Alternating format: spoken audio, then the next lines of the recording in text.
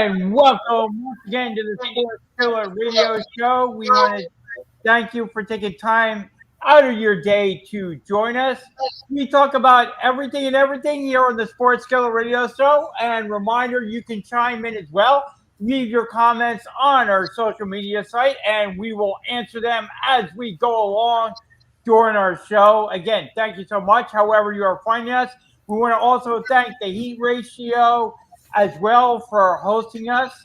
We are broadcasting on their channels as well, so you can find us on our Sports Skillet Radio Show channels, the Heat Ratio channels as well. Lots of things going on with Sports Skillet, lots of things going on with the Heat Ratio.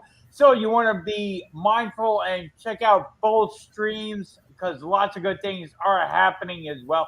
So check us out on our social media channels. I am Jay. I'm joined by Mike Nebbia, my brother Jeff, and we are always thankful to have the coach Shane McGowan join us. Coach, can you let everybody know how they can find you on your social media channels? Yeah, you can reach me at mentaledgeperformance.ca as well as mental_edge_performance. How's everybody doing this weekend, boys?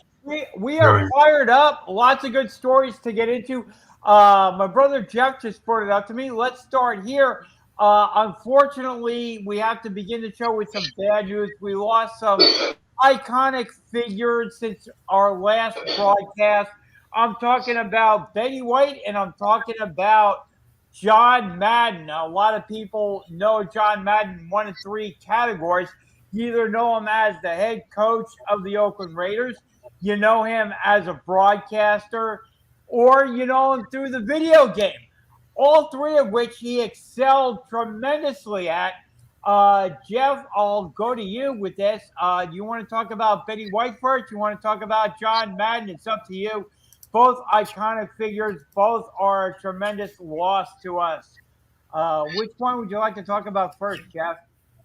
Well, I think I'll talk about both and wrap them in together so we can move on here because we got a lot of sports topics to get into today. Betty White, I think, is just, an icon of TV. She's, on that Mount Rushmore. Basically dates back all the way to the beginning, of television. A lot of people know her artwork, obviously, from the Golden Girls and even before that. Obviously, a lot of people know her from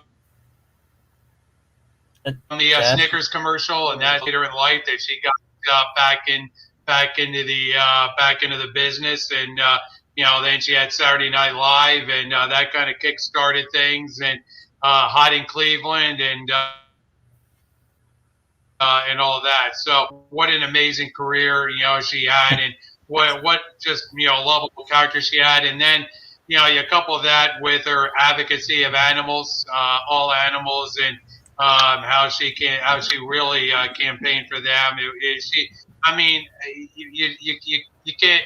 Nobody really has a bad word to say about Betty White, and you could say the same thing, and you can wrap that sort of into John Madden as well, and the fact that nobody really had a bad thing to say about. Nobody has any bad words to say about John Madden either, as to his professional career and even his personal life and his family and his two sons and so forth. Just tremendous. If anybody has a chance to check out All Madden, that was a tremendous documentary by Fox. They did a wonderful job there on Christmas Day, and if anybody has a chance to stream it, go right ahead and do it. I thought it was a great look at John Madden's career. They certainly went over everything, showed a lot of his commercials, and he did a lot of his endorsements, really chronicling his career all the way from coaching, which a lot of older people obviously will remember him for with the Raiders, all the way through to his broadcasting career. And then obviously into the Madden video game, and which will perpetuity, I guess. So just like I said, two amazing people that we lost over the holidays.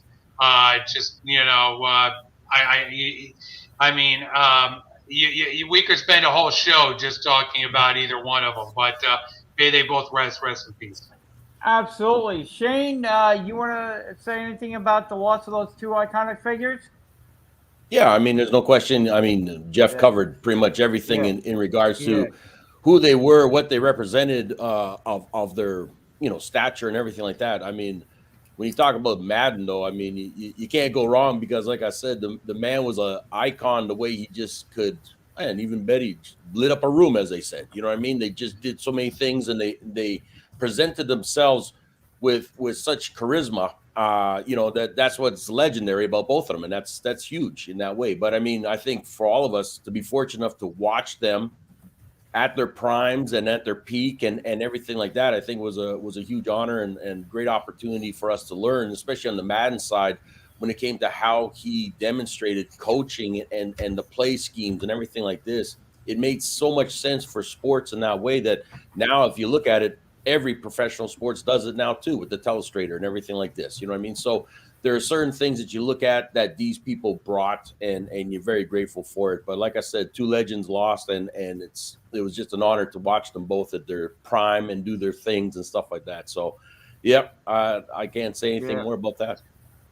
Yep. And Mike, I mean, they were both yeah, teachers. So I mean, they yeah, you Yep. know they man was a teacher at heart, and Betty White just had this great comedic touch. I mean, she had a great way of working her comedy in there and having that fine touch of comedy. It was said, I mean that's rare in the business. yep. And Mike, I'll give you the final word on this one. Okay. Betty White and John Madden, two tremendous losses here. Yeah, and Betty White was just 2.5 weeks shy of what would have been her 100th birthday.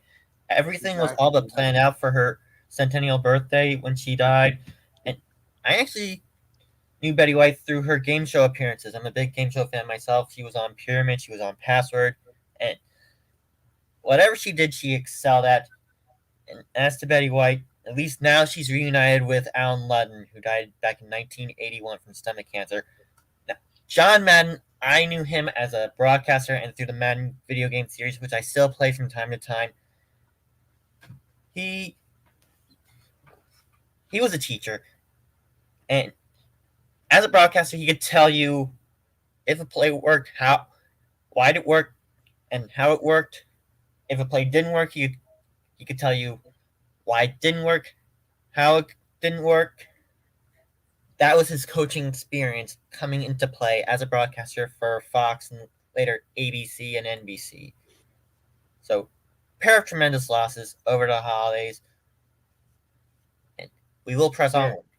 Yes, we will. And just to put a cap on this, if you haven't checked out the All Madden special, I would definitely make a point to check it out. Very well done. Lots of interesting information to come out of that special. One of the things I took away was I couldn't believe that he did a screen test with another very well known broadcaster, Jeff, a Syracuse alumni, as a Bob matter of Costas. Bob Costas. Absolutely. So it was interesting that he did the screen test with Bob Costas. The story around the Madden Cruiser, how that came to be. I mean, just tremendous information in that All Madden special, and I'm very glad that he actually got to see it, and he actually got to um, hear how well liked he was, how well thought of he was before he passed away, how everybody thought he did a great job, and the how everybody got to pay their respects to him before he passed away. I think that was a tremendous thing as well. So again, if you haven't checked it out, definitely make a point to check it out. I believe they have it streaming on different services. So definitely check it out if you haven't already. Another big thing Jeff brought up to me before the show too is the story around Novak Djokovic and the I guess you could say firestorm, I guess, going on within the world of tennis, Jeff, if you want to delve into that. Jeff? We lost Jeff. Yes. The story around I'm here. Novak Djokovic in the world of tennis. How big a story that is. Oh yes. Novak Djokovic obviously is being held right now in Australia over obviously whether or not he's going to be able to compete in the Australian Open, whether he can get an exemption to play based upon obviously his COVID status. He hasn't declared like Aaron Rodgers, as we know, he hasn't declared whether or not he is vaccinated or not, and that has become a big issue as far as his status as far as playing in the Open, and that will be decided tomorrow by the by the courts and over there in Australia to see whether or not he actually gets that exemption. I wouldn't bet on him getting it, but one never knows. I would hope that he wouldn't get it at this point because if he is not vaccinated, and the rules in Australia are pretty strict at this point, as the fact that you should be vaccinated and when entering the country. So I would hate to see. I mean, we all know that athletes of this caliber, and we're talking about the number one tennis player in the world, maybe the greatest male tennis player in the history of the sport, this has been just front page news. It's obviously gotten a lot of press on both sides with anti-vaxxers and so forth, jumping on their respective sides of the issue and either supporting Novak or not supporting him. So it's something that obviously is going to play out with the backdrop of the Australian Open in the balance, because look, if Novak plays, he's obviously going to be a favorite to win the tournament, and by the way, set the record for Grand Slams.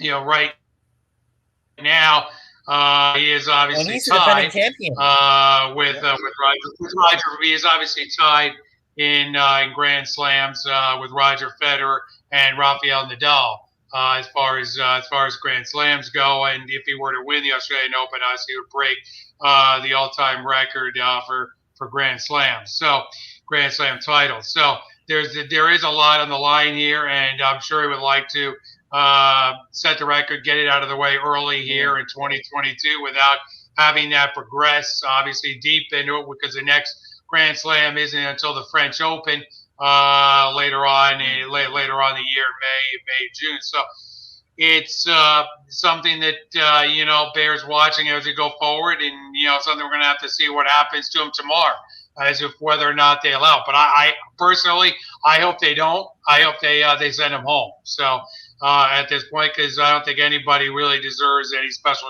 treatment here as far as an exemption goes. Yeah, what did you think about this, Coach? Well, like I said, I mean it's I'm not shocked because there's always been a little bit of controversy amongst some of the athletes about exemptions and things like this for this. Djokovic, however his belief is of things like that, I mean, he's just saying no. I guess in his way, I'm assuming be vaccinated or want to get the vaccine or anything like this. So I'm going to go with a medical exemption, and it has to be respected no matter where I am. Problem is, you're going into countries that don't accept certain things. You know what I mean? Yep. And it's their rule. It's their country. They can do what they wish. You know what I mean?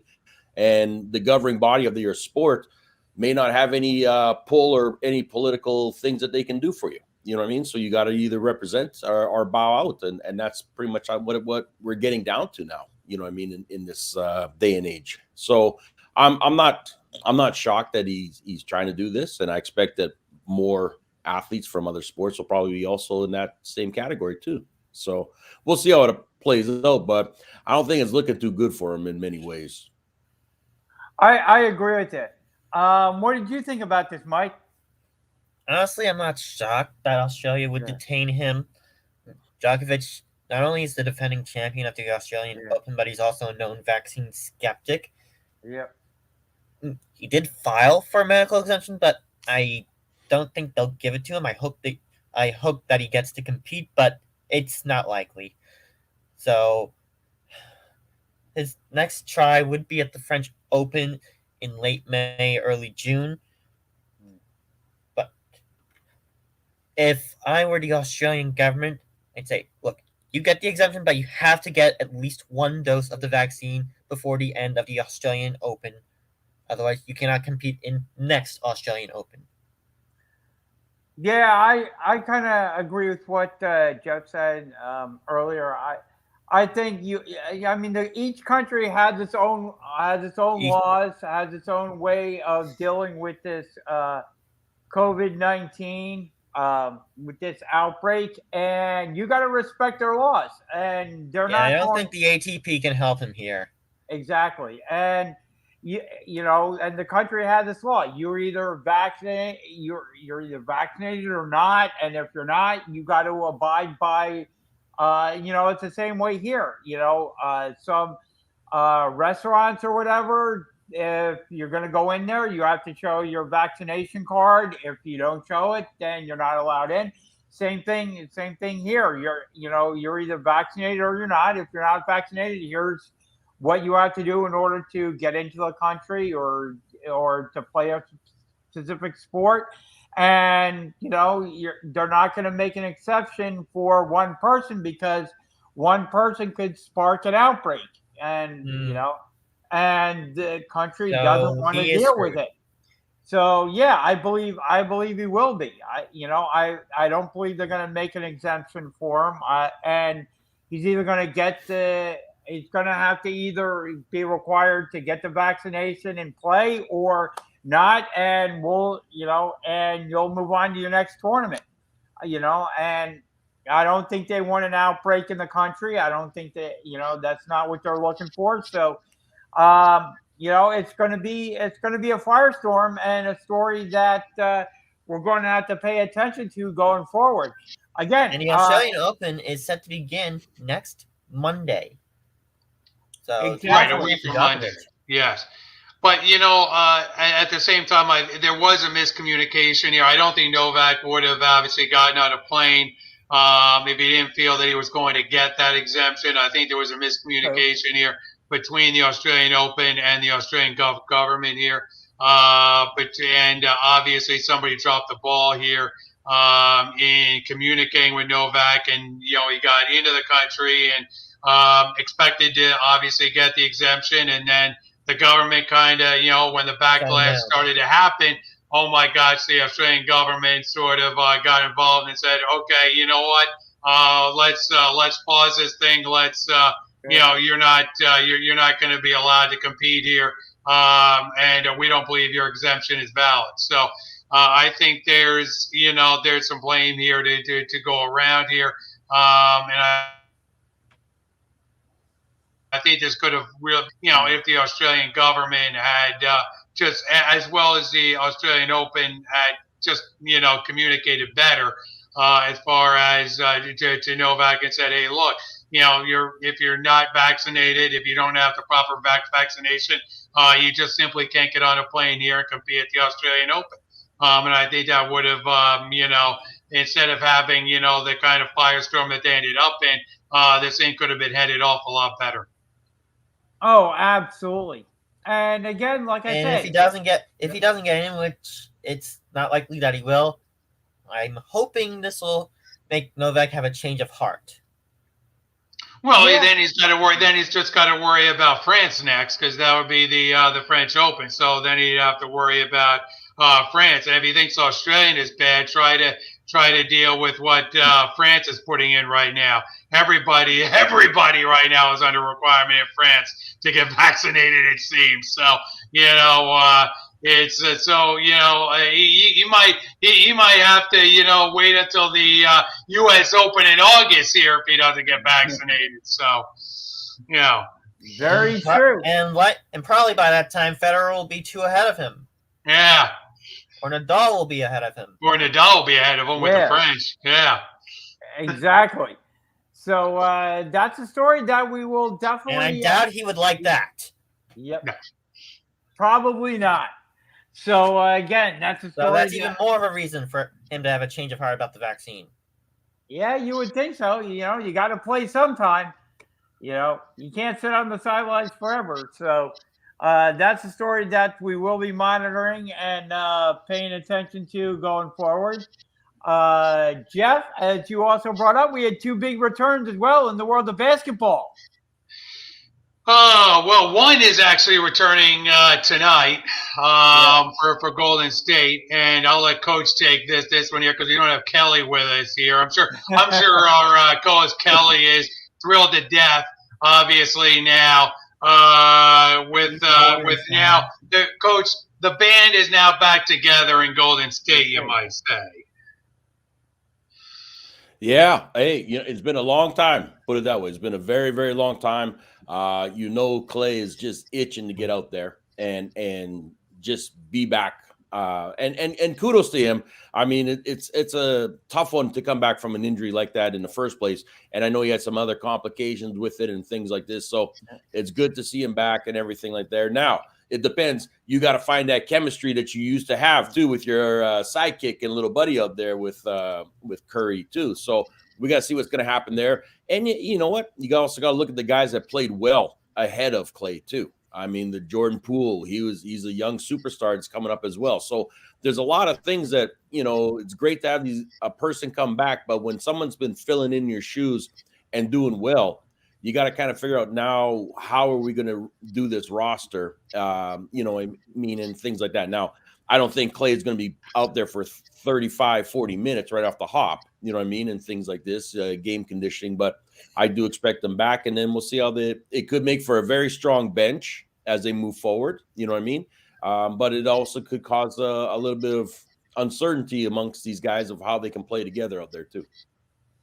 But at the same time, you're talking about, one of the best teams. They survived. They were one of the best teams to begin with in the NBA this season without Clay. Now they add Clay back into the mix, and that can only make, I think, the eventual MVP. I mean, I don't know if there's, any dispute right now, the first half of the season, that Curry is the first half MVP of this season.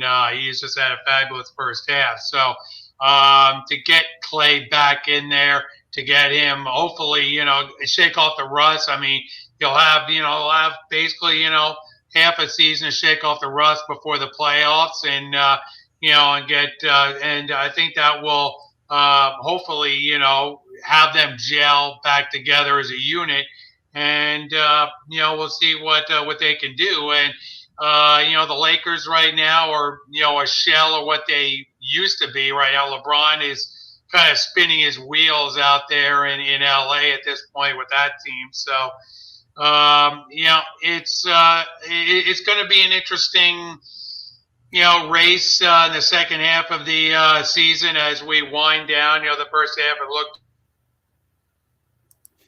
to the All-Star break deadline in a few weeks.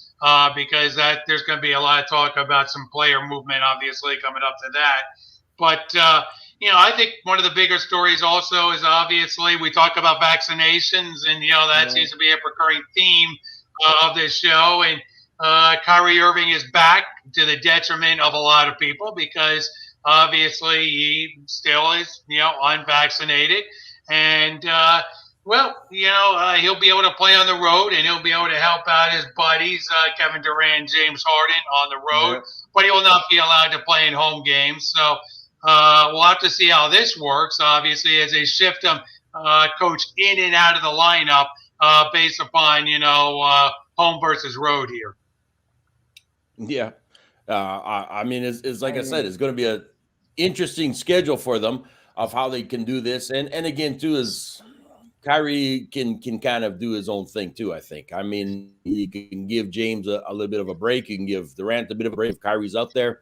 Their bench has always been up and down too, so it's a little inconsistency. And with a lot of them being out with different injuries as well as COVID at certain times, I mean, it's going to be seeing if they can get themselves back into a big playoff picture. out there in the East too. They need to. They can't just rely on the two guys anymore. You know what I mean? You got to rely on everybody out there too, including that bench. And that's where they're having a little bit more difficult now. So we'll see as Kyrie moves and what they decide that they can and can't do. But it is. I'm not shocked that he's back though. That's for sure. I kind of had a feeling that it was going to happen eventually. They're going to find a way to sneak him in there and for the road games and things like this too. You know what I mean? I don't know how he.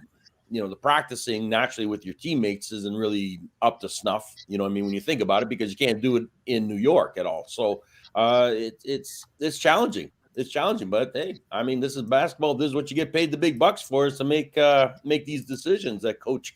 Yeah, coach, and as we saw a few days ago, I mean, they got run over by a truck, which is Milwaukee. And, the Nets were shorthanded, obviously, but they got run over by a truck named the Milwaukee Bucks champions. So I'm sure Milwaukee took a lot of pride in running over the New Jersey Nets, Brooklyn Nets. I did say New Jersey, Brooklyn Nets, the way they did. Yeah, I mean, it's going to be interesting to see how this thing works out long term, because Milwaukee's out there, and they're definitely not going to be afraid to take on the full complement here of Irving, Durant, and Harden here, and to see what they got and to defend their title. Yeah, and the Brooklyn Nets. I totally agree. Yep. Brooklyn is currently sitting at 24-13, 2.5 games behind the leading Chicago Bulls in the Eastern Conference. So they're shooting for the number 1 seed in there. So getting Kyrie Irving back may help them back, especially on the road. They're currently 14-3 on their road. And 500 at home. So you would think they would need Kyrie Irving more at home than they would on the road. But here he is, Jeff, Kyrie Irving coming back to help those Brooklyn Nets. Yeah, like I said, it's going to be an interesting thing. How they gel this thing, because he's going to be in and out of the lineup based upon home and road. So we'll just have to see how this works out in the second half of the season, how that goes, because you got other teams that are going to be whole. They're not going to be, shifting guys in that lineup like Milwaukee and like, the Chicago Bulls. Whether or not the Bulls have what it takes long term to hold off Milwaukee, that's going to be, an interesting thing for the Bulls. Whether this is, whether they can actually do this for the full season and do this. I'm kind of a skeptic there. I really like, Milwaukee. To try to get that the 1 seed. But, look, another team to keep an eye on is, of course, it's Philadelphia 76ers, because, it seems like they've started to figure things out and learn to play without Ben Simmons, and learn to say, okay, we don't have Ben, but, we got to, figure out this lineup. And they do seem now to be able to put things down now, and winning some games now, and that should help. And now again, whether or not they can actually move that far up in the East is to be determined, because again, without Ben Simmons, you're missing a whole lot of defense. It'd be an interesting thing to watch in the second half with the Sixers as to whether or not they can continue to do what they're doing and play the style without Ben Simmons. And if they decide that, are they in the next couple of weeks going to actually go ahead and actually trade Ben Simmons, or are they not? That's something to watch as we approach the trade deadline here in a couple of weeks. Exactly. 76ers may be moving on from Ben Simmons. Certainly, they're holding on to him at the moment. During a 6 game, as we take this, they're 7-3 in their last 10 games, won 6 in a row. So, like you said, they do seem to be figuring things out, Jeff. Absolutely. So, Well, it's hard. I mean, when you lose, you're losing a lot of defense because Ben Simmons, obviously, when you look at the defense he provided me, I know his foibles. Here I am defending Ben Simmons, but he provided a whole lot of defense for the Sixers. It'll be interesting to see whether or not they could continue that stuff. And again, how far up can they move? Can they move up? And into the top four? Can they get that? Can they get that far? I think that's going to be quite a challenge for them to try and do, given the fact of where the East stands at this point. Exactly. Any final comments on that, Mike? Not really. No. Okay. The Sixers seem to be ready to move on from Ben Simmons. The question is any team willing to pay their high asking price? That's the key. Or the Sixers want to come down from theirs and actually, say, okay, look, the better thing is to just trade him and get what we can get for him.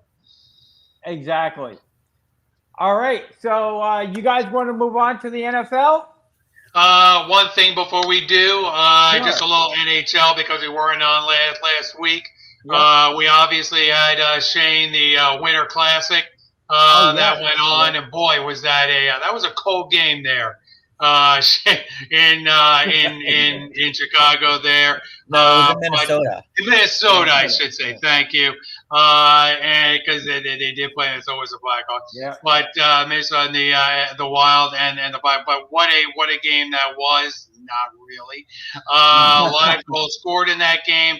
But it was a very, very chilly game, I would say. But that's the way outdoor hockey should be. Remind me of the first outdoor classic in Buffalo. But the bigger story, I think, in hockey is obviously twofold. One is the fact that there are players obviously not happy about the fact that they're not playing in the Olympics. There were some that would obviously have liked to have played, obviously, in the Winter Olympics. And number two, we got this COVID situation going on between the United States and Canada and teams in Canada and trying to transverse the border and all that we've had ongoing issues there and a lot of postponements as far as the NHL goes. So some issues here, Shane, to be worked out here as far as the NHL goes. Oh, there's lots of issues to be, first off, that game, I know it's about a 5-hour drive from where I am down to Minneapolis. So it's cold. Trust me. That was a cold one. And people were getting some frostbite out there. I mean, that's how cold it got. So, but it's good to see those games. There's no question about it. You love to see them in that weather type of atmosphere too and everything too. So it's great showing from them. But you're right. We're going to get right back into this. And I'll say this, up here in Canada, we're in a huge lockdown in many, many ways. You know what I mean? And it's making it tough for, fans to be going into stands, which they are eliminating now too in certain parts. And then they're also looking at how are they going to do the cross movement, of these teams. Because like I said, are we going to bubble them? Are they going to do something like that again? Or are they going to just say, well, you know what, we're going to have to restructure the schedule a little bit?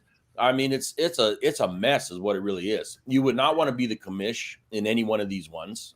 There's no question about that. You got to look at where everybody is in the standings and saying they're so close, some of them, that if you start making too many altercations or, tweaks and stuff like that, you're going to have some problems, you know what I mean? And unfairness, in many ways too. So I think they're going to have to start looking to figure out how they can look at some of these guys and say, for the next little bit, they may look at saying, we're going to try to bubble some of this just to try to clarify it and make it easier so that we can still keep the games going because look, you can't keep postponing. You can't keep pushing things back. You can't keep going back to backs and things like that. You know what I mean? It's getting too hard. It's going to get too hard on these guys with injuries and everything there too. So it's not a fun time. Put it that way. I would say, look, I think they blew it. I'll say it right out. I think they blew it with the not sticking with the what they had last year as far as the alignment goes.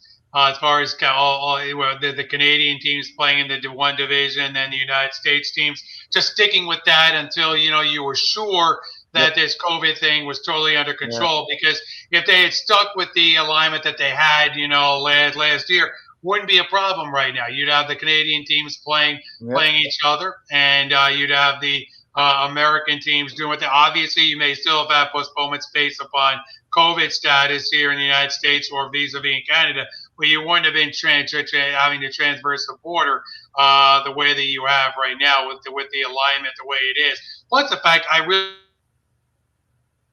did like that alignment. I think got a lot of enjoyment out of that alignment, and the fact that you had all those Canadian teams playing each other as much as they did, and the American teams playing in their division. So I think the NHL really missed the boat there and not sticking with that. So I totally agree. That's just my opinion. Yep, no, I totally agree. I think once again it became the almighty dollar, right? It became the TV rights, it became everything like that. And the other thing was too is that last year the Canadians in this way market went through the roof, right, on the TV shares because it was such a dynamic for Canada in that way. A lot of great viewership from the U.S. too, because you're seeing things again that you hadn't seen in a while. But other places suffered. The East, the bottom East, they suffered down in the Florida for watching the TV rights and stuff like that and everything. So look, it all comes down to the same thing. Dollars makes the business. And if Bettman and those guys are saying, well, we lost money, so we can't really do that, blah, blah, blah. They might have to. They might have to look at this right now and say, okay, let's look at the schedule of these teams and let's just reformat in that way. And you go back to your Northern Division and everything like this. And this is where you are in those divisions. You know what I mean? That's still an opportunity or possibility that they may have to do.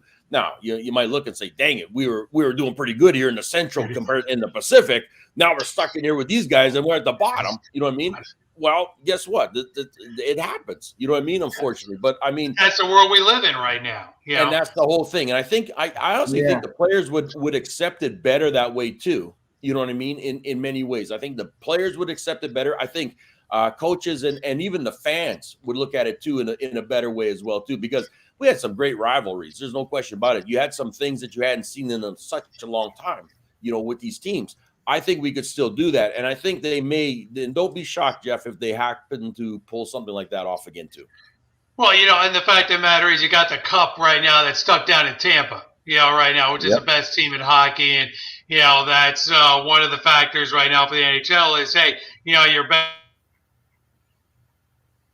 best team right now, you're back-to-back right now, are down there in Tampa right now. So, that's a factor for the NHL right now is the fact that, hey, you got your not maybe for this season. I mean, I happen to think my New York Rangers are playing quite well at the moment. But that East is a beast right now as far as we could get another show as to what's really going on there because that race is just fantastic as far as the teams that are playing that well there. I mean, who knew the Florida Panthers are going to play as well as they are right now? But exactly, boy, right? I mean, that is just some season. But again, it's you're going to have to make adjustments, and I think the NHL is going to have to look to make those adjustments because way too many postponements, and players are not happy. And again, look, I was looking forward to seeing the pro players in the Olympics. I thought that would have been a nice thing to see. The United States and Canada, really go head to head there. But unfortunately, that's not to be as far as this year goes. And hey, it may be a good thing because the Olympics may be, a mess as COVID goes with China and all that. So we'll just have to see what happens there. Yep. Any final comments on this, Mike? NHL really dropped the ball on this one. They wanted to go back to a full 82 game schedule. I do like that they're trying a full 82 game schedule, but they really dropped the ball on how the divisions were structured for this one. They should have just kept the divisions from the previous season until COVID was defeated. Yeah, I totally agree. They created havoc for themselves, and like Jeff said, I think they should have kept it U.S. Kept the U.S. teams in the U.S., the Canadian teams in Canada, and then worked out a bubble situation following the season for the playoffs. I think that would have been the right move for the NHL. Yeah, keep the Edmonton-Toronto bubble for the playoffs. Yep. Yes. Yep, definitely, and work it out from Edmonton for there. the West, Toronto for the East. Yep. Yep, I definitely think that that's what the NHL should do, but they find themselves in the situation that they're in, and they got to This work is going to around push that. the NHL regular season into early May. At this rate. Exactly. And then it'll be very difficult to get the 2022-23 schedule underway in October like usual. And Mike, before you close out these other topics here, Mike, the Mets are making some moves on their coaching staff. Yes, they've got their first base coach all lined up. They pilfered Eric Chavez from the Yankees. So they just said, Yankees, you took away Luis Rojas. Guess what? We're taking away Eric Chavez. There you go. Yep, definitely a big move for the New York Mets, and they can make that move during the lockout because it's not player related or anything like that, so they can make that move. No word yet. They are talking about resuming discussions soon. You've got spring training coming up in February, so they have a little bit of a deadline on their hands, but again, no substantial discussions right now between the players and ownership. And that's not a good sign, Jeff, for baseball resuming anytime soon. No, we got so many other bigger issues going on in the world right now. Just settle this. You got the money. You've seen the contracts that are coming out that were signed here before the lockout. Just settle this. Come to a freaking agreement so that we can get to spring training and we can have a normal season. Because if you don't, you're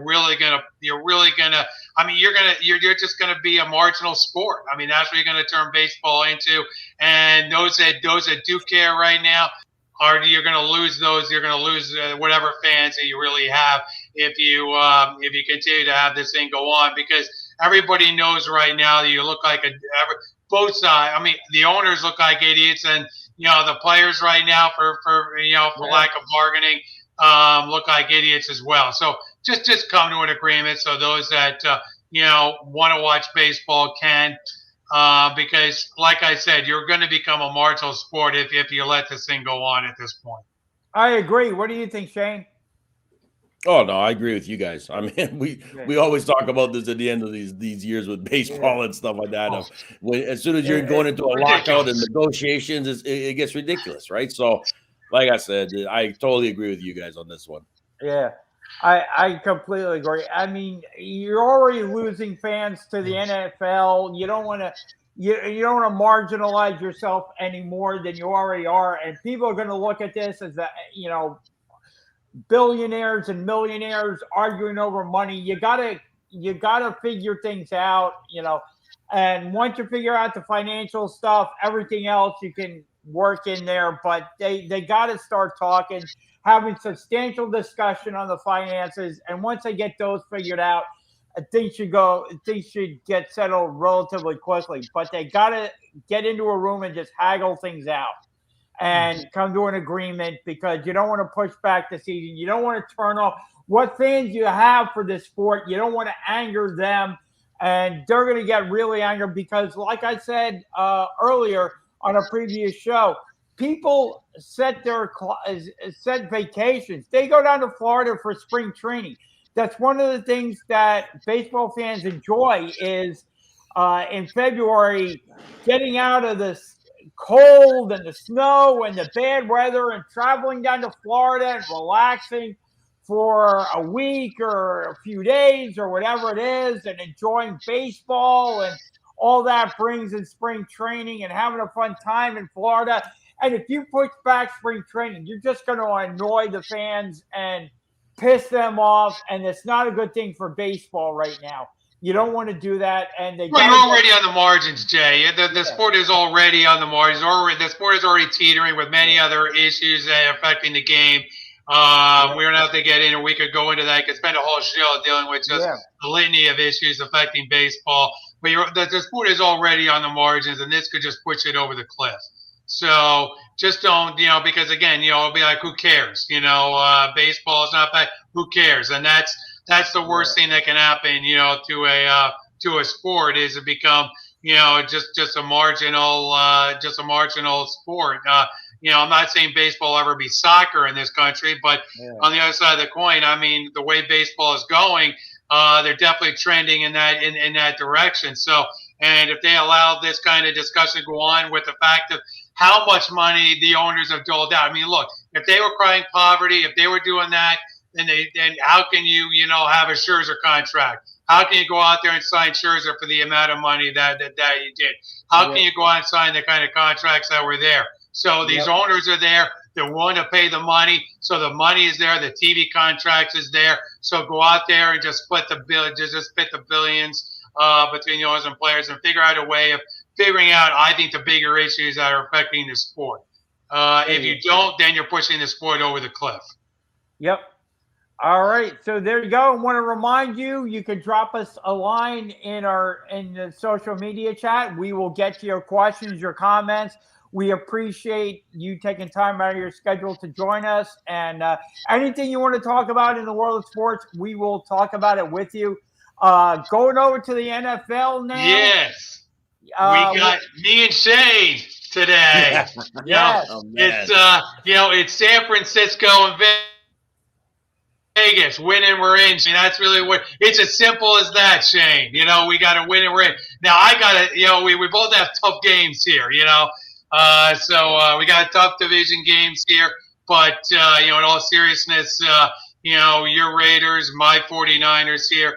We got to win here, or, my 49ers can actually back in. Your Raiders can't. Mine can. If all of a sudden those Jaguars decide to win, all right, the Jags can beat those Colts, I can walk in without even playing. You know what I mean? But, like I said, I wouldn't hang your hope. I wouldn't hang hopes on the Jaguars. Take care of it. Well, it's in all seriousness. Well, it's right in front of both of us, right there, right in front of both the 49ers and of course the Raiders. Win and we're in. Take the 49ers game first. Obviously, 49ers obviously are in LA. We take on the Rams, and this is an interesting juxtaposition. This is probably the best game of the day because there's a lot on the line for the Rams here because the Rams obviously still have the division on the line here. Arizona can still win the division, so the Rams, they have to take care of their business. Obviously, and and play hard and try and win beat the 49ers. On the other side of the coin, it looks like Garoppolo is going to play. That's all indications that Garoppolo is going to be the guy. So we'll see what we'll see what Garoppolo can do, whether he can rally this team to a big victory here and send the 49ers into the playoffs there, Shane. Yeah, you know what? I totally agree. These are the two games that are huge, and I mean for them to actually move my Raider game to the Sunday night just shows exactly the magnitude of this one, and it's good in that way. Like this is what you live for. This is what you love. You know what I mean? And everything there. We'll start with your 49ers and Rams game. You're right. You know what I mean? This game's going to come down to discipline and ball control. There's no question about that. Garoppolo's got to be on his game. You can't misfire. You can't do a lot of things. Rams are playing a very strong game lately. San Francisco, you give them credit because they have beaten the Rams. You know what I mean? They've done this, so they know what they need to do when it comes to Kittle, Debo, things like that.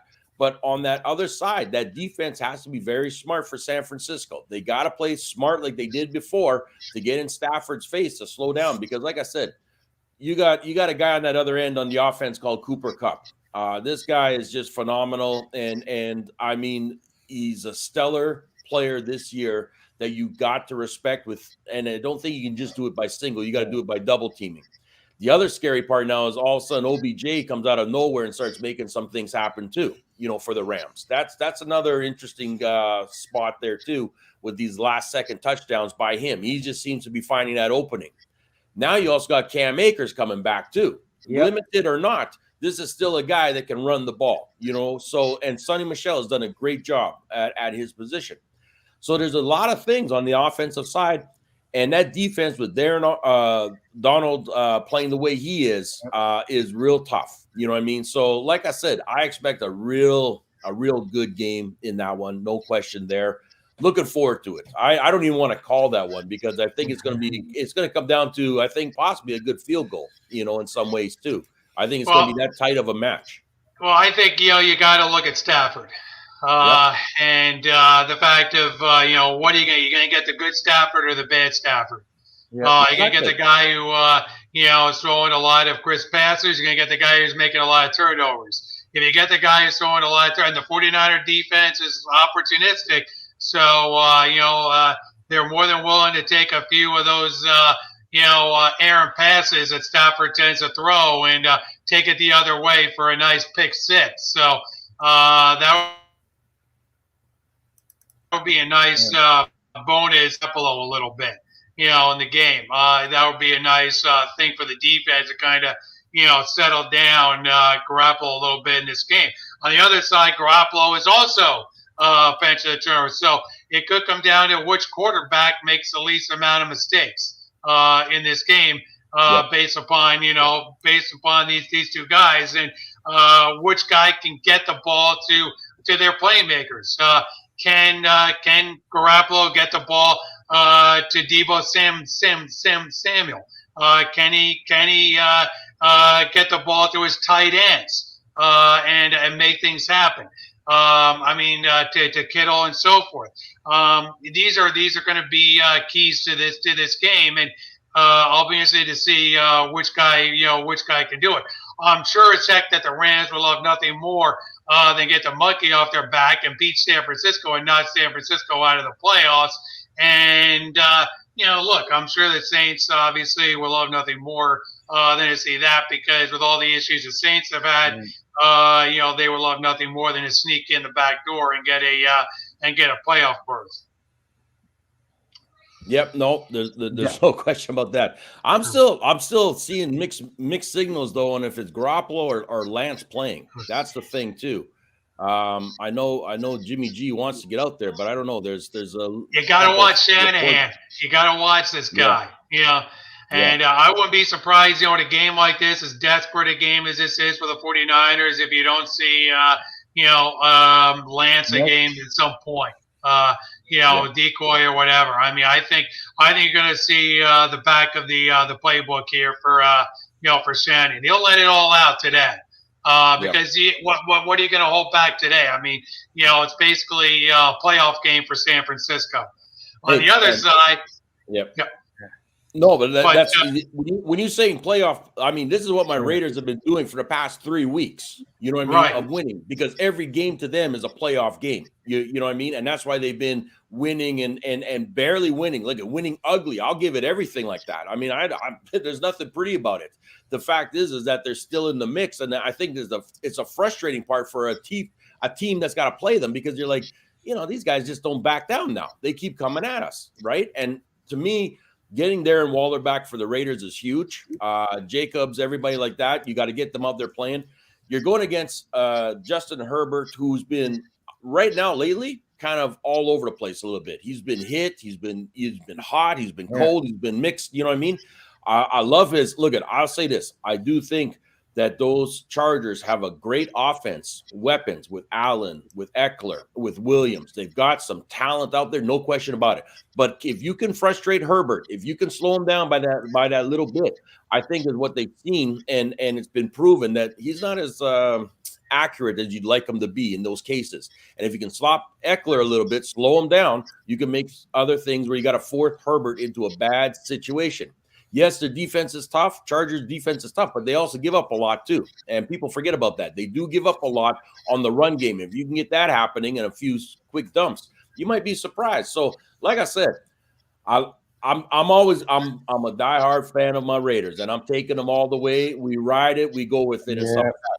I will not say that this is going to be a fun. I think it's going to be an ugly win too in either side of it. Whoever takes it, I do. I think it's going to be a slobber knocker, as they like to say. Well, I'm taking my 49ers, obviously, and I'm going to take the Raiders, obviously, to win. Yeah. I mean, and what a story that would be for the Raiders after all that they've been through this season to make the playoffs, the Gruden mess and all that kind of stuff, to go out there and make the playoffs in this kind of year in that division. Boy, that would be a great statement. And maybe they found their head coach. Who knows? And that's the thing too, is that just ups his stock getting to the playoffs. No question about that, right? You know what I mean? Considering everything that you've gone through to keep this team together, you've lost your head coach, you lost your star receivers, you've lost your defensive backs, you're losing everybody, then injuries, and then COVID and everything like this. And you're still able to possibly make it into the playoffs? I mean, come on. You got to give these guys a bit of a break, right? So like I said, I give them all the credit in the world. I'll say this. If it gets to a kicking game, I'll take my kicker over anybody. That's for sure. I mean, Crosby can kick that thing into a wind 100 miles an hour and still make it from 50 yards. That guy is good. Yeah, and Jeff, it says here that your 49ers have a winning streak on the line, that they won 5 straight games versus the Los Angeles Rams. So, the 49ers. Yeah, well, that's what I was talking about. Is that the Rams will have nothing more than to kick. The Rams will have nothing more than to kick the 49ers in the teeth and get that monkey off their back, and knock the 49ers out of the playoffs in the process. I mean, that's that would just be Christmas morning for the Rams and for Sean McVay. I mean, that would just be everything. And on top of all that, put the icing on the cake of winning a division title. So, I mean, all that, getting a home game on top of that would be, so there's a lot here on the line for Sean McVay and because the Rams are all in. I mean, you got to remember, this is a team right now that is all freaking in for this season and get to the Super Bowl. So, and it's going to be awfully difficult if you have to play all these road games, as a wild card. So, it's right there for the Rams. It's right there before them. So, go right there and take it. So that's correct. And you were saying, Mike? Yeah. Jeff was talking about how difficult it would be for a team to play all these road games and make it far in the playoffs. Try telling that to the Giants in 07-08. Or Tampa Bay last year. I mean, Yeah. True. Exactly. Tampa Bay goes into Green Bay of all places and has to pull it off. You know what I mean? It's not fun times. Yep. And we had 2 games on Saturday night. The Kansas City Chiefs defeated the Denver Broncos 28-24. There's a shock. There's a shocker. And this morning we wake up to the fact that Vic Fangio has been fired by the Denver Broncos as their head coach. So they will be in the head coaching search. Wait, I mean, what is this? They couldn't wait till Monday? I mean, they couldn't. They were too anxious to do it. They really were. Couldn't wait till Black Monday. Exactly. I think even if he won, they're going to fire him after. I mean, it's like the rumors that have been flying around out of Denver. It's like we're getting rid of everybody type of thing like that. And then never mind. How about you bringing in that college coach again to come back to the NFL, Mr. Harbaugh? Out of Michigan. There's a lot of rumors flying around that he has kind of said to Michigan, you know what? My phone has been ringing, and I think I'm going to take another opportunity and another chance. So I don't know. You're going to see something happening there. Where? I'm not sure just yet. Yeah, that's the other thing we wanted to bring up too is, like you said, Harbaugh's phone is definitely ringing, and he may be listening because you look at everything going on in the state of college football with the transfer portal, NIL, name, image, likeness, coaches leaving, going to other teams. I mean, it's in college football right now. It's like the Wild West, and maintaining a winning atmosphere right now with everything a head coach in college football has to deal with on a day-to-day, week-to-week, season-to-season basis is quite a bit. And one of the things I think Harbaugh likes is a little bit of continuity, a little bit of, known factors. And, like, okay, I know this guy is going to be here. I know my coaching staff is going to remain the same. And that's not really where college football is at the moment. A player can transfer on a whim. And well, it's not transferring. They can transfer, but let's get right down to it. I mean, let's get down right to why Harbaugh want to go to the NFL. Look, he got run over by Georgia. Okay, this guy. As much as I hate Harbaugh, and being a 49er fan, I have my, I have my, hatred for Harbaugh. But I got to give him credit. He did get to a Super Bowl. Okay, fine. Lost to his brother. Okay, very good. Thank you. But look. Here's the problem for Harbaugh. He's head coach of Michigan. Okay, he looks at the landscape right now, and it's SEC all the way. Okay, you got run over by Georgia. The prospects are not very good. Looking at where Georgia is recruiting, it's basically the SEC world, and we just live in it right now. Everything is down south right now. Everything runs through Alabama. Everything runs through Georgia. Because that's where the recruiting classes get. That's where the best recruits are going right now. So that's where college football is. Yeah, don't rule out Deion Sanders too. He's got a couple of good recruits down there too. Well, that's true. I mean, I'm not going to rule him out. But hey, look, it's it's Saban's world, and it's Saban's world, and we just live in it. Roll Tide. Yep. But that's what I'm saying. He might want something more stable.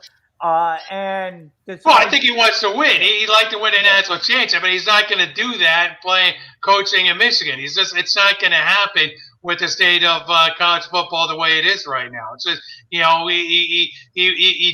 did his best attempt. He got run over by Georgia. Nice going. Nice, he made the play.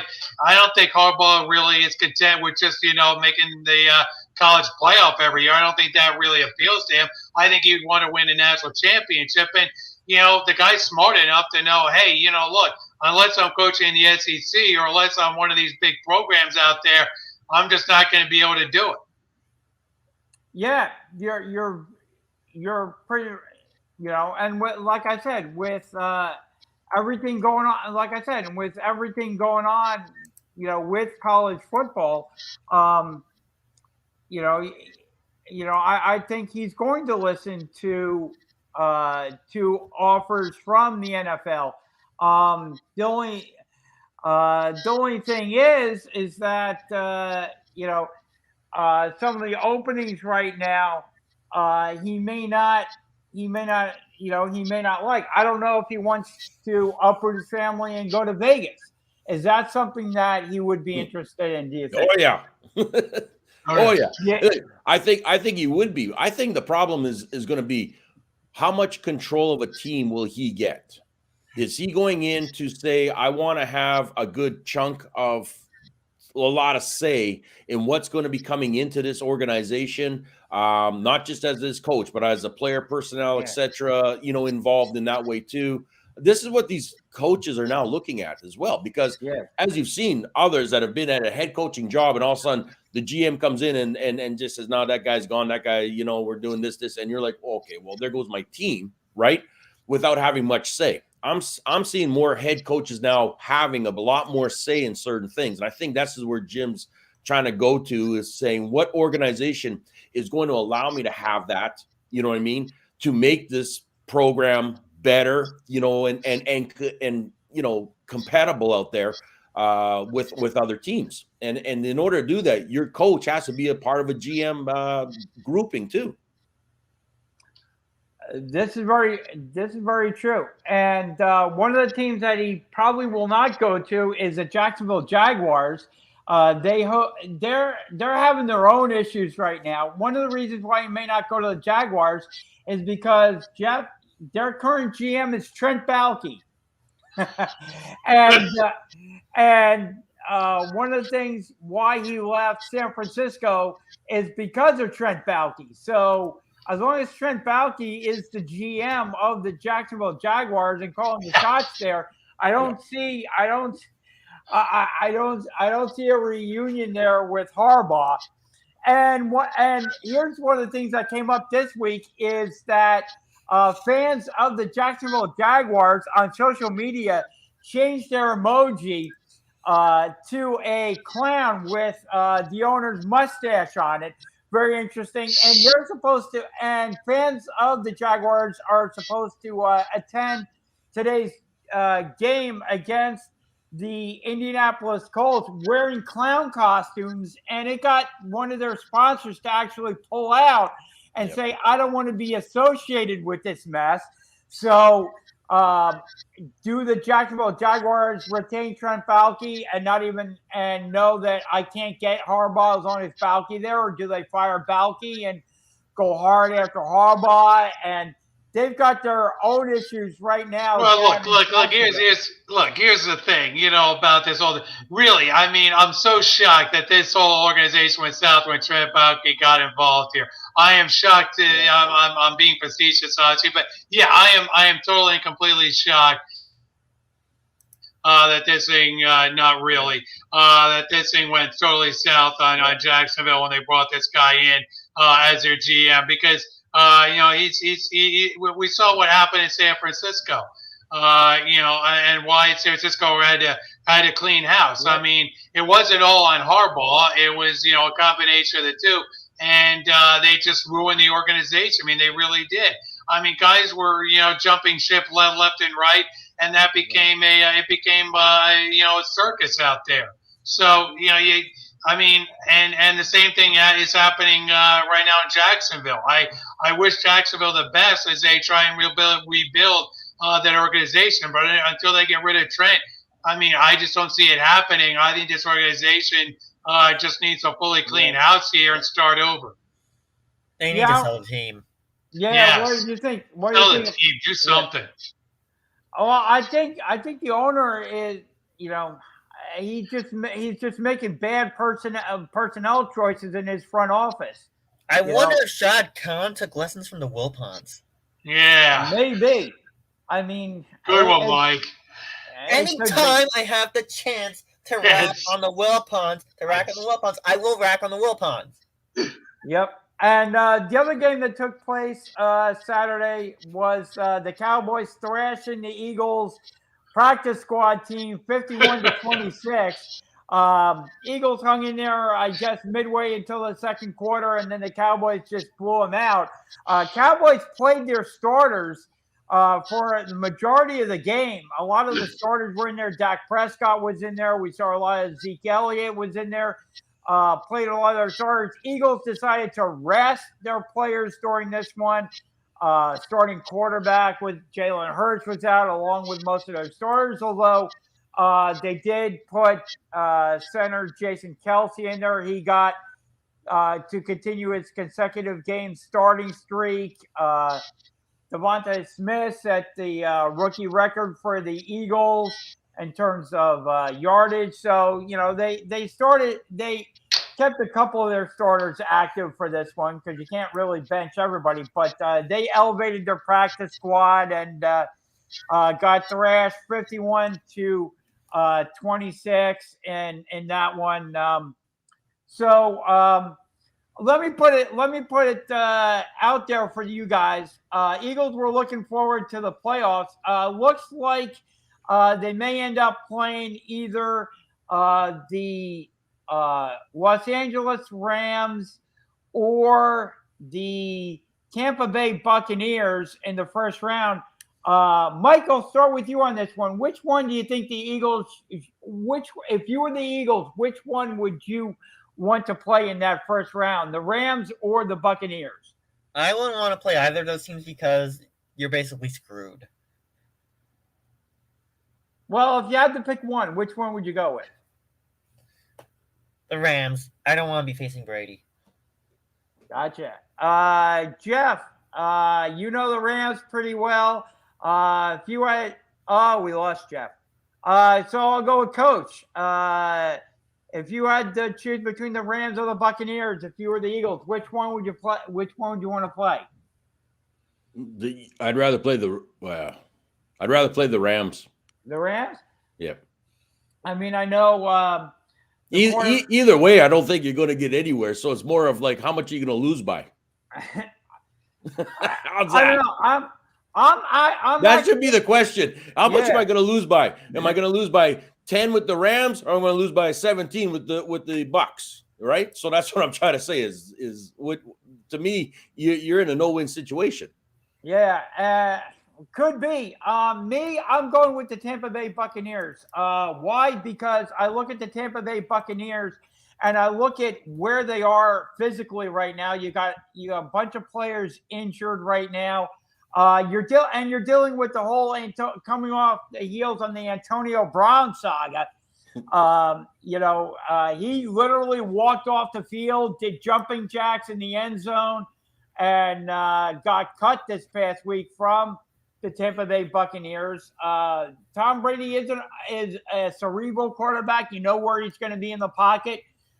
Maybe they can disrupt his timing because he's not throwing to the best of receivers. They got their tight ends that are going to be there, but I'd rather go right now, I think, with the Tampa Bay Buccaneers. I just think they're a team that right now is they're going to win today, but I think they're, in the playoffs, they're kind of ripe for the picking. I understand. Yeah. I understand that. And I do. And you're right. In many ways, they are pretty much ripe for the picking. Yeah.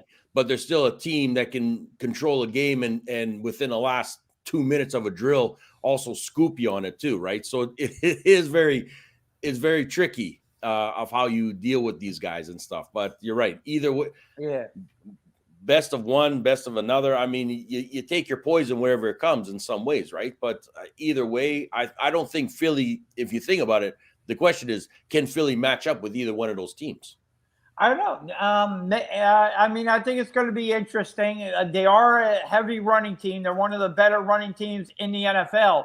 So maybe through running, if Sirianni calls the game correctly, one of the things that I look for is, can the Eagles get off to a good start? Because that's one of the things that's been troubling the Eagles just about all season is getting off to these slow starts. And can the Eagles be aggressive on defense too? So that's one of the things I'm going to be looking for. And one of the things we saw a lot of last night was JJaw and Jalen Reagor with the Eagles. I want the two of them cut. Get them off the Eagles. They had their opportunities, call a spade, and just cut JJaw and Reagor. No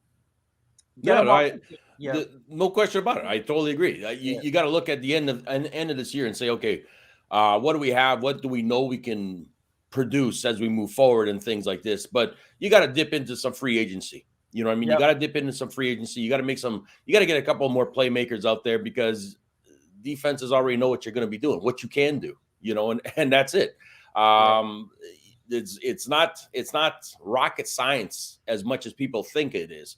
It's just though your GM's got to be a little bit more hands-on and a little bit more ballsy to say, hey, you know what, we got to go make some transitions happen and let's move forward because, like I said, you even get into the playoffs, which is always a great thing. How you do in the playoffs. If you lose barely, you look and say, you know what, we had a good team. We think we got the right things. If you lose miserably, you got to say, okay, we didn't have anybody in here, and this is what sucks. You know what I mean? So, like I said, I still look at Atlanta as that poster boys when they went to the Super Bowl, gave up everything to Tom and them. They have not been the same since. Yeah. And yet they never went out and made any changes. They never went out and did anything, and they got slaughtered. This was part of it. All they did was go fire the coaches. That was it, and it hasn't helped them. Yep. I agree with you there. We wind down the show here. The Antonio Brown saga, Shane. I've never seen anything like this. It literally went on all week. You had Antonio Brown firing back at the the Everybody. Buccaneers and their head coach. He literally walked off the field last week. And then we come to find out, and here's the thing. We come to find out that he smuggled in a girl to his hotel room. What? Smuggled in a girl to his hotel room the day before the game. And what else? You know, She also had COVID she also claimed to have COVID as well. from the New Year's. Yeah. Yep. From Jeffrey it's- you know, so he smuggled in the girl to his hotel room. Apparently had COVID, and I don't think this is over with because she had a video on her cell phone of their encounter. Yep. So she has it, and she was given the right. She claims that Antonio Brown gave her the right to drop it whenever she sees fit. Yep. So this thing could drop literally the Super Bowl Sunday. You know, I mean, this thing is going Antonio on. Brown, you dumbass. Oh, I man. agree. Hey, Jeff, what did you make of this whole Antonio Brown saga? Oh, forget it. I lose my connection. I have to come back and talk about Antonio Brown. I mean, this is like look. I've talked about this guy ad nauseum in past shows. The guy's a character, made for TV kind of guy. You knew this disaster was just waiting to happen. Bruce Arians got what he deserved. Tom Brady got what he deserved here. You play with fire, you get burnt. I mean, that's really what it is. And, all I can say is, talk to Ben Roethlisberger about this character. I mean, this guy is just off the, I mean, he needs Shane McGowan. I mean, he needs somebody. I mean, he needs mental. He can't afford He me. needs Dr. You can't Phil. afford. I mean, really. It's crazy. Like I said, Crazy. listen, it's blows your mind. You know what I mean? Right. Of what this man has done. No, And he just when you think needs more than that Coach McGowan. No calm- offense to Coach calm down McGowan. and He stuff needs like Dr. that. Phil. he goes crazy on this type of thing.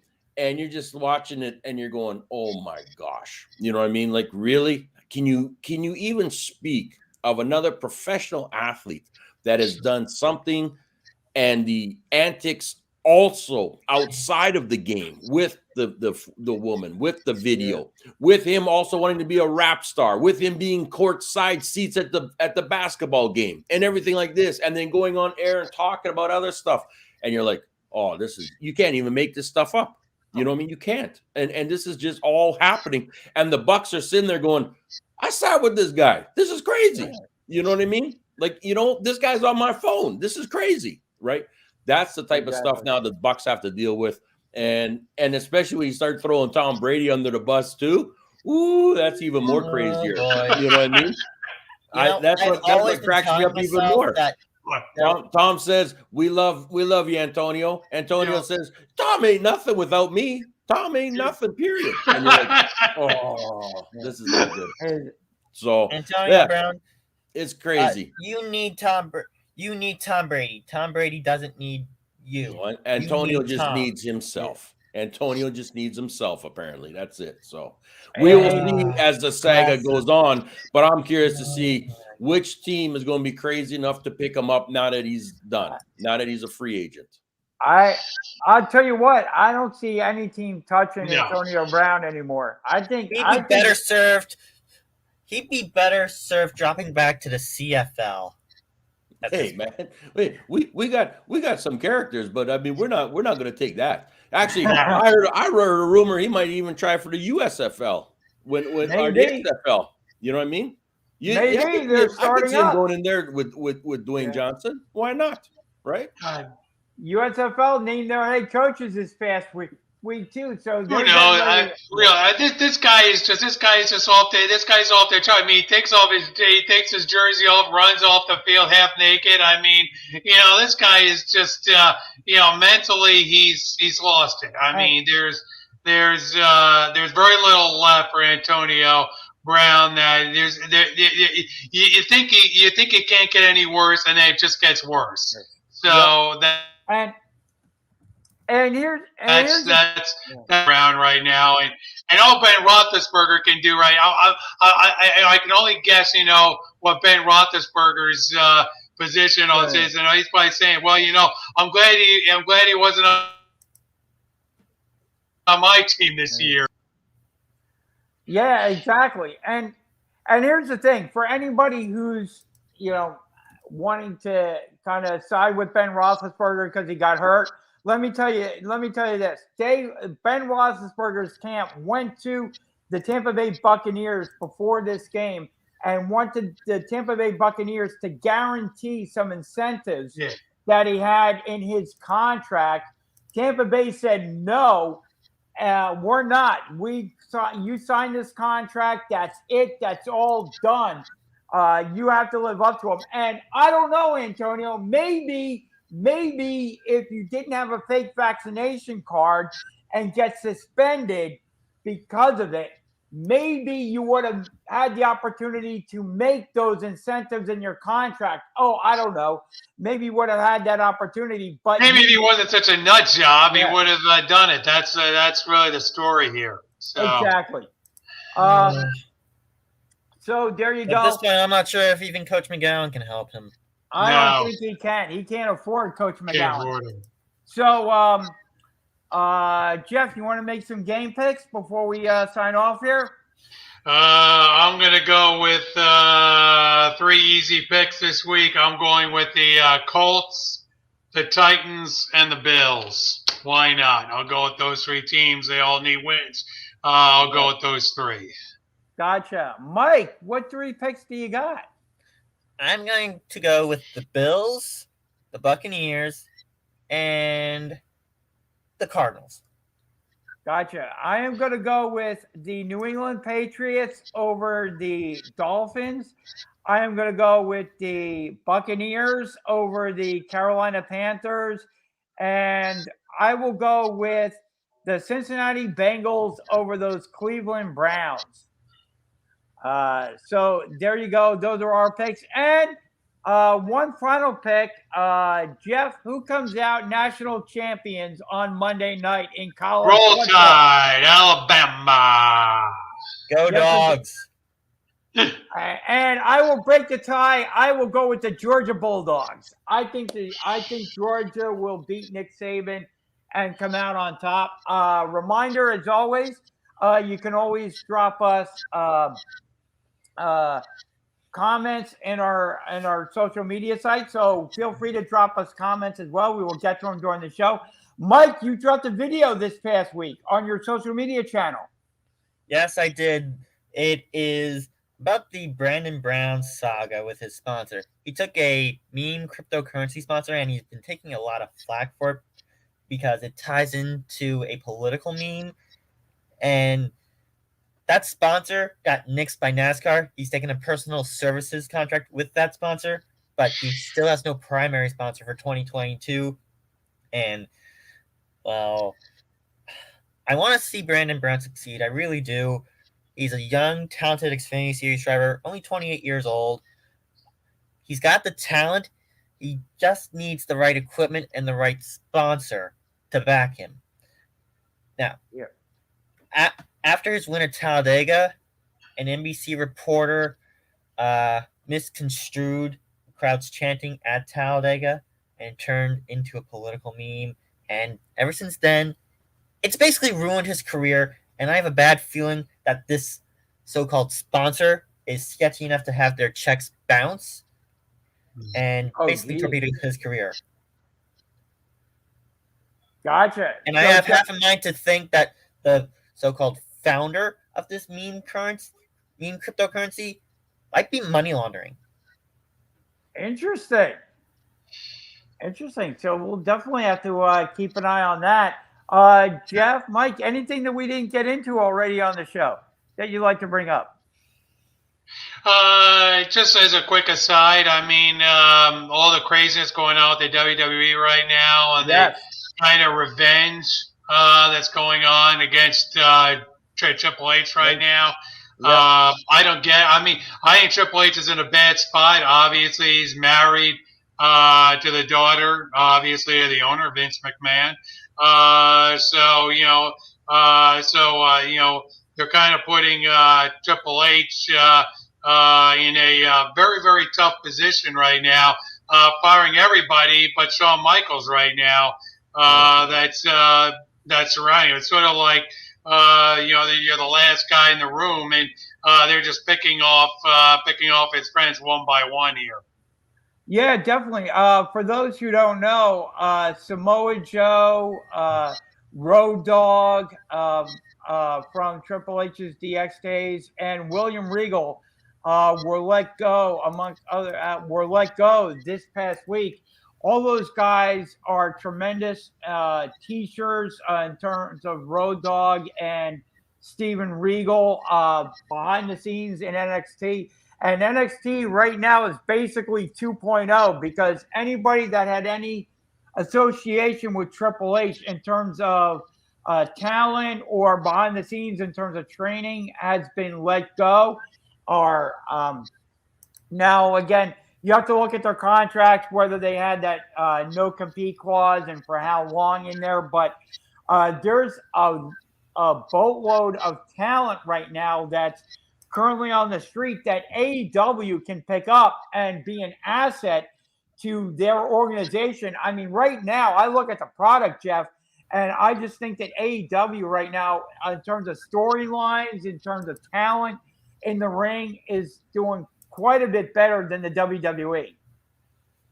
I really do.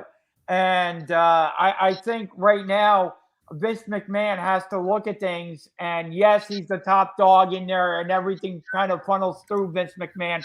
But Vince McMahon has to step in there and say, "Whoa, enough is enough. We got to get things back on track." Because the problem they have is they're funneling everything through, as far as storylines, everything else, they're funneling it through Roman Reigns and Brock Lesnar.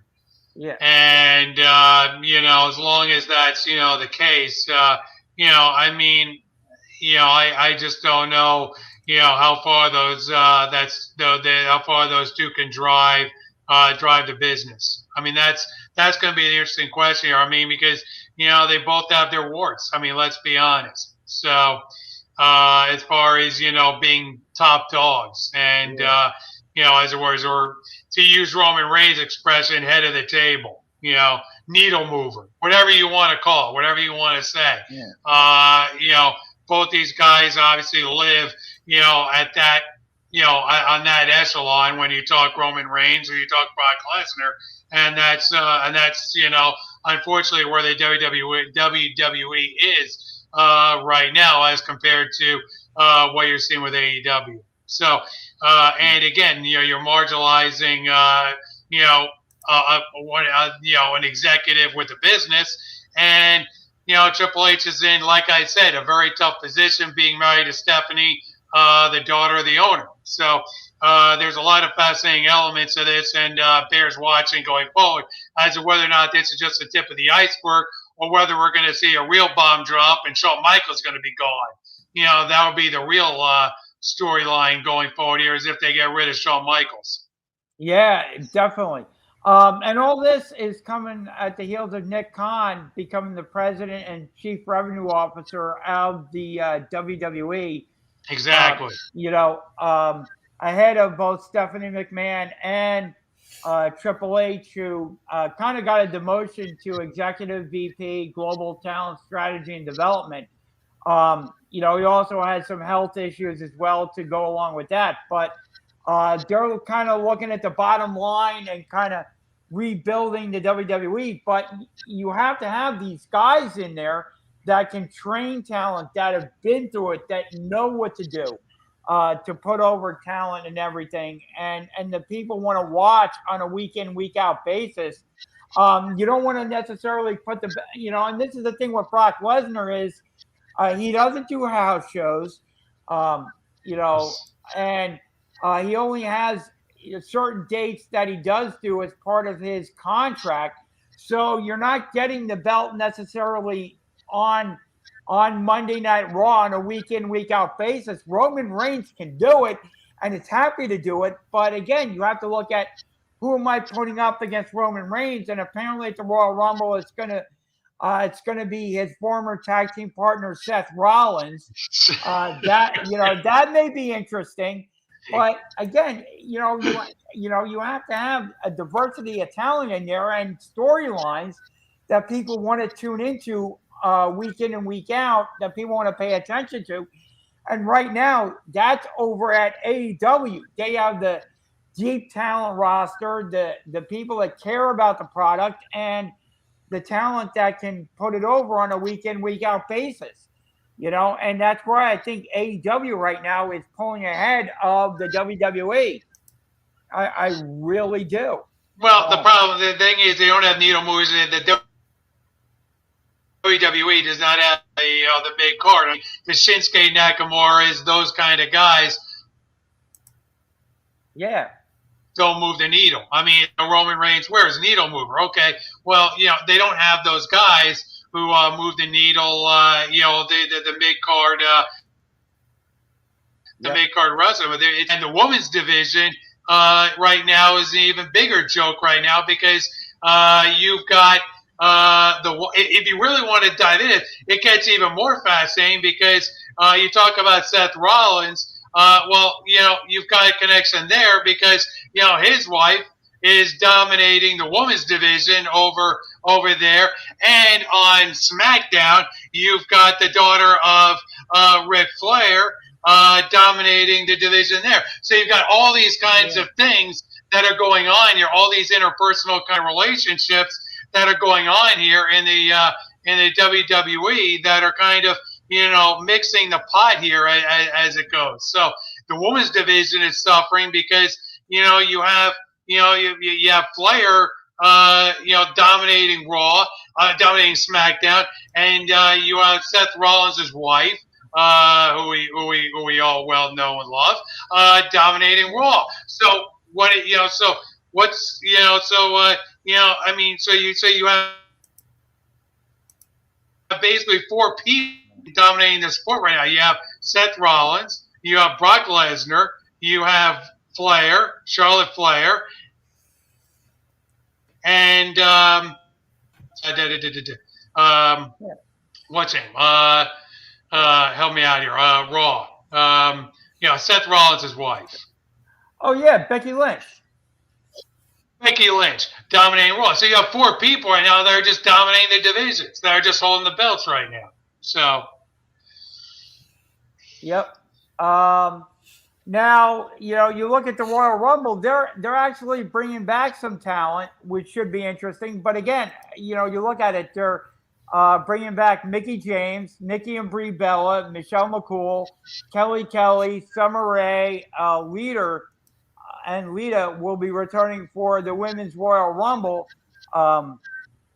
So I don't know that, they're going to join right now Rhea Ripley, Nikki ASH, Shotzi, Natalya, Dana Brooke, Carmella, Zelina Vega, Tamina, Aaliyah, Naomi, and Shayna Baszler have also been announced for the Royal Rumble match. But for those girls that I mentioned before, I don't see, I don't see Mickie James winning it. I don't see Nikki or Brie Bella winning it and going on to WrestleMania. Let me ask you a question, Jay. Let's see if you're smart here. Yeah. Let me see how smart you are. Who is missing right now? Who is available? Who is back? Sort of healthy again, but it has not been announced for the Royal Rumble on the women's side. Who you say is back now? I would say who is healthy again. Who has been from what I've read, has been given clearances, but they haven't yet kind of worked her back into the fold yet. Oh, but what's her name? I'll give you a hint. She was with the Fiend. Yes, that's what I was thinking of. Her name is on the tip of my tongue, Jeff. Say it. Yes. I'm trying to. It just went out of my head. But But no, you're right. They did announce last Monday night that she is on her way back to the WWE. So we look forward to her vignettes and seeing what. I wonder what her character is going to be. They thought was pretty in that role. Now that the Fiend is gone, and they fought. By the way, another firing. By the way, shocker there that they got rid of it. But they're going to bring her back. In the role that she had previous to that. It'll be interesting to see what happens. So look for her to maybe be more of a surprise entrant there because she has not yet been announced. Alexa Bliss, thank you very much. Yep. So, that's what I say. I mean, look for Bliss to kind of maybe play a role here. Yeah. And her, I can see winning the Women's Royal Rumble match and going on to WrestleMania. I can see that. She is that kind of star power, and that's somebody that the wrestling fans would want to see in the main event at WrestleMania, either going up against Becky Lynch or Charlotte Flair. If they are still champions at that time, I can see Alexa versus one of the two of them, and the fans getting behind that. Absolutely, I can. Unless you want to see Flair win the Royal Rumble because she's in the Royal Rumble, obviously. Yeah, I want to see people. Yes, I like seeing the awesome returns. Fans love seeing that, not knowing who's coming out, when they're coming out. That stunning return, I do like, seeing that and that's one of the intriguing things about the Royal Rumble is, a lot of the stars that are in there, and then you get these surprises. And I wouldn't mind seeing a surprise winner at the Royal Rumble. I mean, I wouldn't mind seeing Michelle McCool or, Mickie James winning the Royal Rumble. She had a heck of a match last night, by the way. And I wouldn't mind seeing one of those women win it, but I just don't see it. But yes, Alexa Bliss, I can see winning the Royal Rumble and going on to WrestleMania. That would be. But here's the thing: when you look at the whole thing they got going here, it'll be interesting to see. Obviously, as you look at the Royal Rumble, we look going forward here. The role of Paul Heyman and what he does because. Obviously he's not a baby face playing stretch. He doesn't play that role very well. He's a heel. He needs to be in that role. And, we've seen him enough with Brock Lesnar and all that kind of stuff. So you want to see how he kind of screws over somebody here, whether or not, he finds a way of, if they do go champion versus champion, how he screws over Brock Lesnar here to give, because Roman Reigns both titles, which is probably what's going to happen. Yeah. So I do think that what they did is lay the groundwork because we are entering WrestleMania season, the road to WrestleMania. I do think that what they did this past week was lay the groundwork for Roman Reigns versus Brock Lesnar, maybe at WrestleMania. And maybe that third person that wins the Royal Rumble match on the man side might be a part of that as well. So it's going to be intriguing to see how they set up the main event at WrestleMania. I do think that'll be really interesting to watch going forward. Yeah, but you know what? They've got to, the issues for WWE run deep here. There's a lot of egos in the room, unfortunately, right now. Just to wrap up, we mentioned it earlier in the show. The USFL will be 100 days away from kickoff, March 21st. They announced their first 4 head coaches. The New Jersey Generals will have Mike Riley. The Houston Gamblers will have Kevin Sumlin as their head coach. The Tampa Bay Bandits will have Todd Haley. And the Philadelphia Stars will have Bart Andrews as their head coach for the upcoming season. No players have been announced. They're going to announce the other 4 head coaches coming up. But those are the four initial head coaches. I don't know if you or Mike have any comment on any of them, but those are the initial head coaches in the USFL. But good luck to them. Exactly. So there you go. The USFL has the first four head coaches in place. Mike, Jeff, any final words that you want to say? And I get crickets. So we will wrap up the show. We want to thank you for tuning in, and we hope that you enjoyed the show. Give us a follow on our social media accounts. We want to also thank the Heat Ratio for hosting us as well. Again, great things happening. You want to follow both the Heat Ratio and Sports Skillet. Go to our website, sportsskilletradio.com, for the latest sports news, show updates, great pieces by Mike as well. Great show today, guys.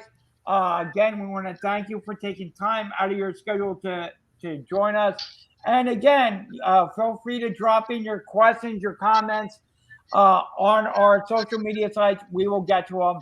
And we will see you right back here again next week. Have a great week, everybody.